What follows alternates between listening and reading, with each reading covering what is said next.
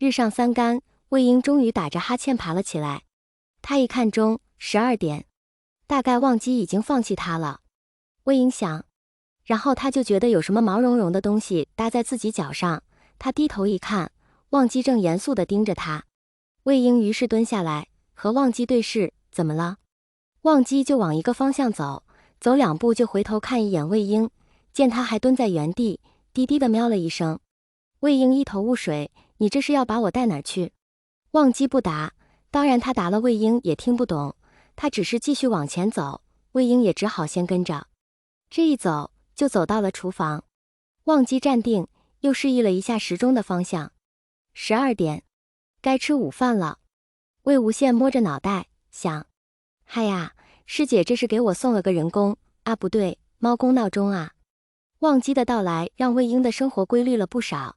9点整，忘机开始挠魏婴。魏婴一边温声软语地说让他再多睡一会儿，一边把布偶猫团吧到怀里，上下其手的顺毛揉揉捏捏摸摸下巴。忘机眼神依然很严肃，尽管他现在被魏婴以很不雅正的动作揉成了很不雅正的姿态，他的内心始终那么雅正。然后忘机小声地咕噜了一声，可能魏婴对撸猫这件事也天赋异禀吧。收回前言，可能目前忘机内心不那么雅正。再收回前言，魏婴的生活可能也没规律多少，撸猫规律了不少倒是真的。另一边，黑色的美短雀跃地扑向蓝湛。蓝湛被这个突然从电脑后面钻出来的小东西惊了一惊，然后无奈地抱住无限。蓝湛轻柔地抚摸着无限的毛，道：睡好了。无限被摸得舒服了，发出小声的咕噜声，听到蓝湛问话，也不知道是听懂还是没听懂，就欢快地答：喵。然后用毛茸茸的脑袋蹭了蹭蓝湛抱着他的手臂。蓝湛看电脑屏幕的右下角，10点。这一觉睡得真叫个足。无限到他家后，除了第一天被他叫起来，就没有一天是早于9点起床的。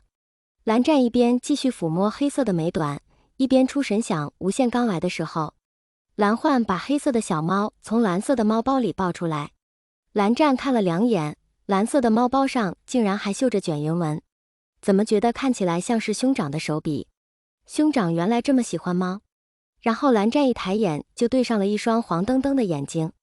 蓝焕的声音传到耳边：归你了。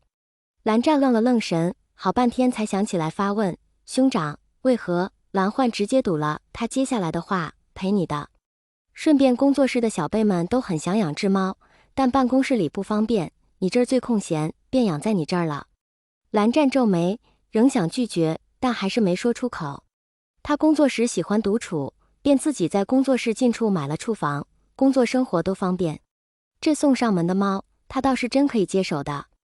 而且他看见这只黑色的猫咪的第一眼，就莫名的觉得很亲切。见蓝湛眉头慢慢的又舒开了，蓝焕便知道这事儿是成了。于是他将黑猫往蓝湛手上一递，蓝湛条件反射的接住猫咪，蓝焕笑了笑，便走了。走前关门时，蓝焕没忘了说一句：思追他们可能会找上来的。还有，这是只公猫，你记得自己给起个名字。蓝湛微微颔首。蓝焕关上了门，内心却嘀咕着：蓝家小辈们想养猫什么的，还不都是扯个幌子。总之阿湛肯留下猫就好，养只猫总不至于总一个人那么孤独。于是蓝焕心情良好的回工作室去了。门里浅色的冷淡的眼睛与黄澄澄的明亮的眼睛对上了。蓝湛仍维持着方才接过猫的姿势，比起抱更像是虚脱着，黑色的美短就着这个姿势与他对视着。没一会儿蓝湛就觉得手有点酸，便收回了手，顺势把猫抱在怀里。黑猫似乎是开心了，耳朵扑棱扑棱的，拼命的往蓝湛身上蹭，用亲昵的语气对他喵喵的叫着。蓝湛于是非常自然的开始摸猫，他顺着猫咪的脊背轻柔的向下抚摸，又换来了几声赞赏的喵呜声。无限。蓝湛突然出声，他也不知怎么想的，便叫出了这个名字。唤这个名字时，他感觉非常熟悉，仿佛是融于骨血一般的亲密与深刻，但分明他认识的人里没有叫这个名字的。黑猫微动了动耳朵，蓝湛把猫咪举到和自己平齐的高度，对着他一字一句缓慢而认真地唤道：无限。无限眨了眨那双亮晶晶的眼睛，似乎是明白了这个很好看的人是在叫自己。他歪歪头，尾巴无意识的一摆一摆，然后眯起眼睛，应了一声尾音拖长的喵。无限的嘴型微微上弧，像是在笑。无限完全不认声。蓝湛看着这只还没有几个月大，还是只小奶猫的黑球球在家里窜上窜下，令人惊奇的是，他竟然完全没有要管一管的想法。而且他刚才还有了个有趣的发现，无限是银虎斑美短，身上有黑色的条纹。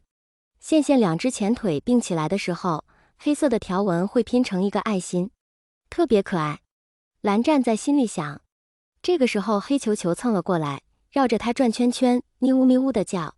蓝湛于是伸手极自然的开始给他顺毛，手感真好。等等，蓝湛在心里告诉自己，美短是需要多抚摸来护理皮毛的品种，绝对不是因为自己想摸猫，绝对。无限被摸舒服了，又就是滚倒在地，露出肚皮让蓝湛摸摸。好吧，他其实挺想摸的。蓝湛亲眼见证了自己是怎么在1个小时内变成猫奴的。到了晚上，蓝湛确认了猫粮倒好了，水也倒好了，猫窝铺好了，无限来之前已经洗过澡了，便点点头，准备回去睡觉。无限突然窜到他脚底下，围着他转圈。蓝湛手足无措，怕不小心踩到了无限，便站定了，然后蹲下来。怎么了？蓝湛摸摸无限的脑袋。无限有点委屈地叫了一声，又拿脑袋蹭蹭蓝湛的手心。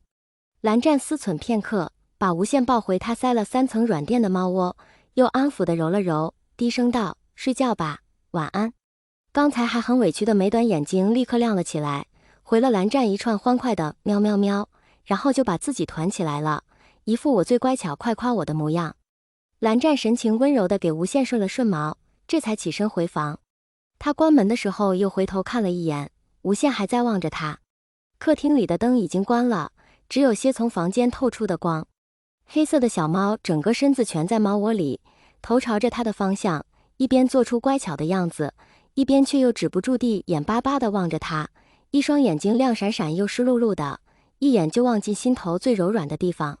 蓝湛心神微动，又想起了什么似的，他在门边静了2秒，朝着无限的方向又轻声道了一句晚安。蓝湛按自己精确到秒的生物钟，在6点整准时起床，穿衣、洗漱、早餐。无限还没起，蓝湛正在看书。无限翻了个身，蓝湛看了看钟，7点半。他走到猫窝旁边，准备叫无限起床。于是他开始摸猫。无限动动耳朵，努力往蓝湛的手上凑，可就是不行。7点半了，蓝湛低声说。无限继续蹭蹭他，好像是安抚蓝湛一般，但还是不行。蓝湛沉默片刻，把无限从猫窝里抱出来，举到平齐的高度，又重复了一遍。7点半了，无限终于舍得把眼睛睁开一条缝，但那双眼睛里全部都是不开心。无限试图挣开蓝湛的手，蓝湛本来就没用大力，怕无限突然掉下来会受伤，于是慢慢的把他放了下来，手一松开，无限就跑不见了。